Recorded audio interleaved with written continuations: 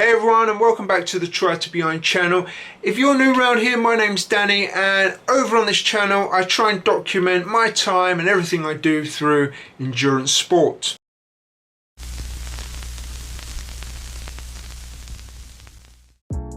So today's video is a little bit of a debrief on the Barcelona Marathon that took place last weekend that I raced in, and if you haven't seen that video then I will leave a link to that in the cards above, so go check that out, give you a little bit of a flavour of the race and how I got on and that kind of thing. Now I thought I'd follow up that video considering that I've had a few days to recover, evaluate and reflect on things since then. Now I'm going to try and keep this video short and sweet.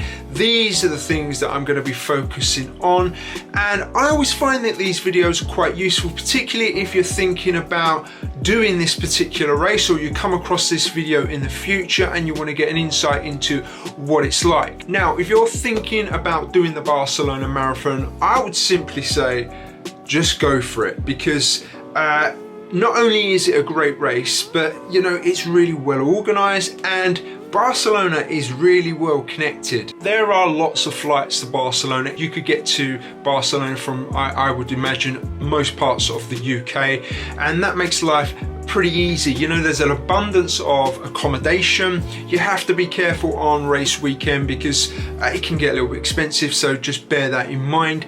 The people there are super friendly, super helpful, and transport around the city, the metro, the buses, that kind of thing makes life easy. So what more in a destination can you want if you want to go somewhere like that and race? Right, let's focus on race specifics, and I'm going to start off with registration, and that was a breeze. Registration I think is open Thursday, Friday and Saturday. I may be wrong, it might be 2 days, I'm not exactly sure, but it's open a couple of days, so if you arrive early at Barcelona then you can go and pick your bib up.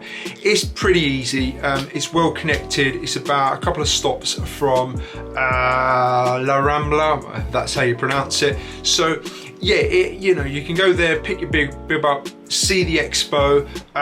That was pretty painless, to be honest. Now on actual race day, the bag drop area is at the finish line, so when you finish you don't have to go far to pick up your stuff, which isn't in the same place as the start. They're about 15 minutes apart. That isn't a problem. For me, I was about a 15-minute walk from my hotel, so it was quite easy just to walk through and then drop the bag off. It's all well labelled, you know, all numbered. Again, people are really helpful, and then you've got about a 15-minute move from there to the start, which is a really good time to get your warm-up in, and that's what I used it for. Now the actual race experience was incredibly positive. I went off with one of the faster waves, so I went off with the second or the third wave, I can't exactly remember, I think it was the second wave. Now they're quite big, these waves, so I was running with the 3:15 paces for most of it. There were I think 4 or 5 of them, so there was quite a lot. I'm not sure whether there were other paces within that wave, because I think the wave ranged from 3 hours to 3:30, so I don't know whether there were 3:30 paces, because yeah, they were behind me. I kind of tried to make my way to the front of that wave.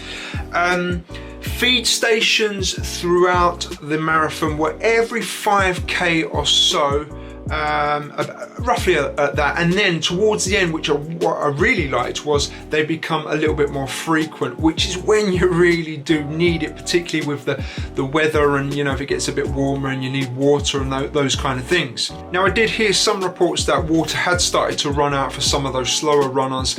I didn't actually experience that, so I don't really know. I was just told that, and that is unfortunate if that is the case. There's plenty on offer at those feed stations, whether it's water, electrolyte, feed, fueling, anything you need you can get. The volunteers, they're super helpful. You know, they'll do everything they can to get you what you need. What I did like is that the bottles had actual tops on. Sometimes they open them and just you know, remove the tops, but you could get the ones with the tops on, so you could shut them closed and keep the bottle with you. And that's something I learned in Seville I didn't do. and I was really thirsty between some of those feed stations, so this time I was able to take the bottle with me and I didn't suffer from it, so I learnt my lesson there. Now I think the support for this marathon is particularly good. Barcelona is a pretty compact city, and what I like about the marathons, it doesn't stray too far out, and therefore what that means is the support throughout and around the course is pretty solid all the way around. There isn't really any bits where I thought it's really thinned out or pretty sparse in certain areas. Now obviously the closer you get to the finish, that support really builds up, and Kate and Isabel, who were with me watching me, found it really quite difficult to see me and spectate because it was so busy. As an athlete, you really like that because you got all sorts of people calling your names, and the finish area was great. You know, when you get there, it's just an almighty relief to have completed it.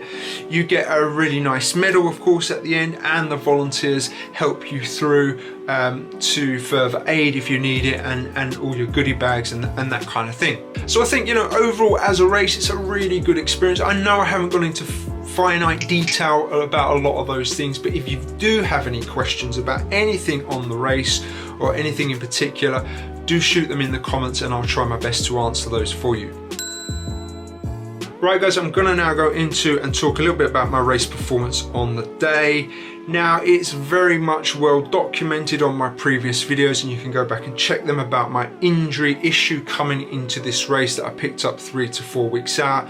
I'm not necessarily gonna go into that, but you know, I came into this marathon as good as I could, bearing in mind you know, those last few weeks. Could I have been better prepared? Yes, probably. You know, the lack of running in those last couple of weeks pretty much showed to me in the last part of my race.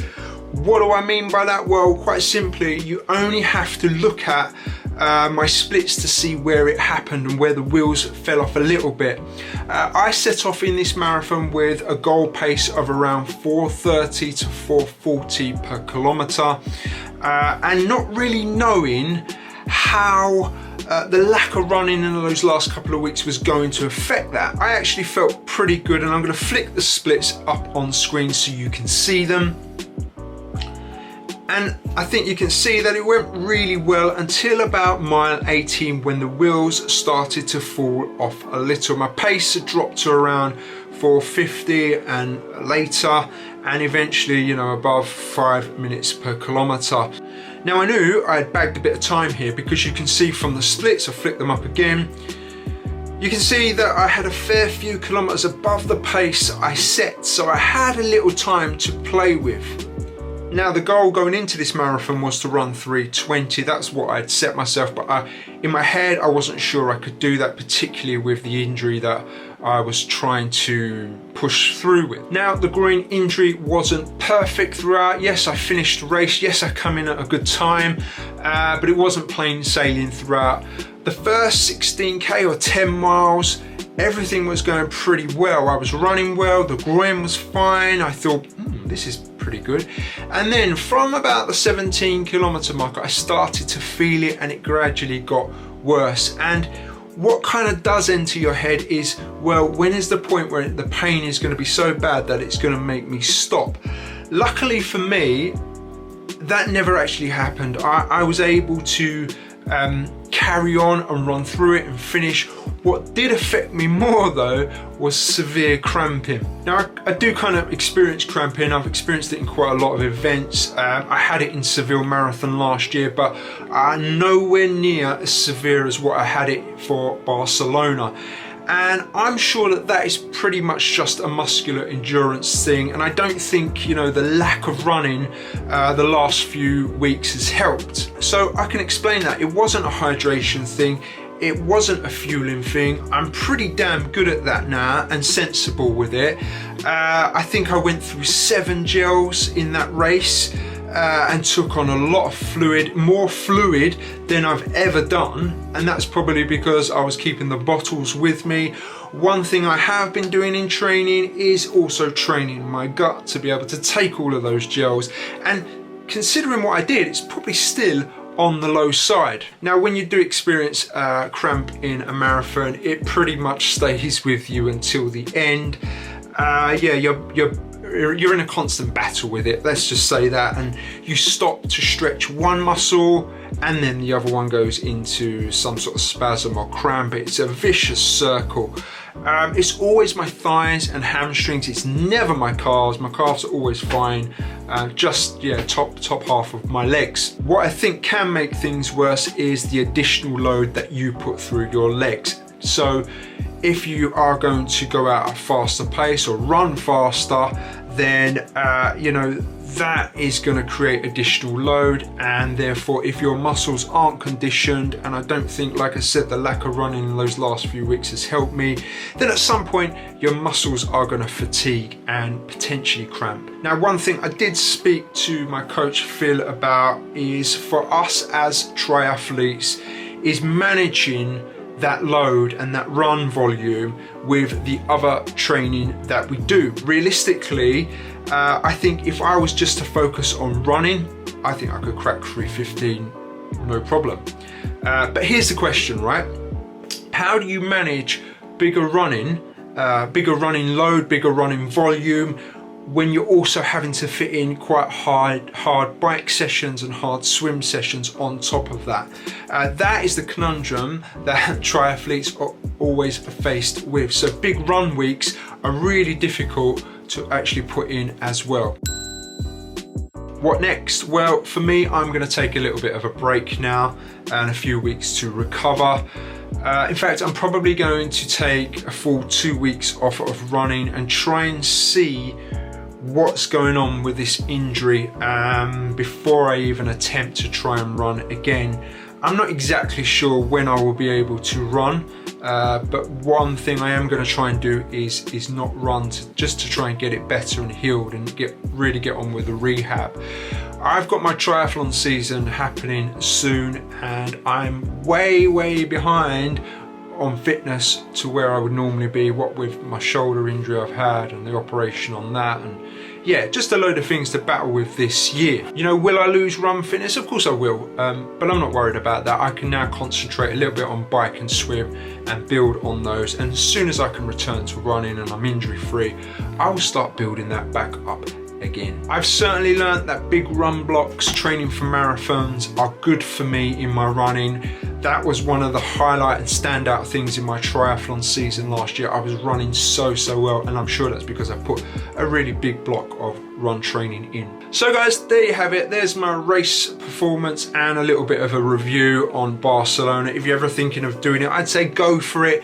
Again, like I said, if I haven't answered any specific things that you wanted to know, drop them in the comments below and I will do my best to answer them. If you're new around here, do hit the sub button, or if you're a long time watcher and you're not subscribed, please subscribe. It does mean a lot, and I will see you all in the next one.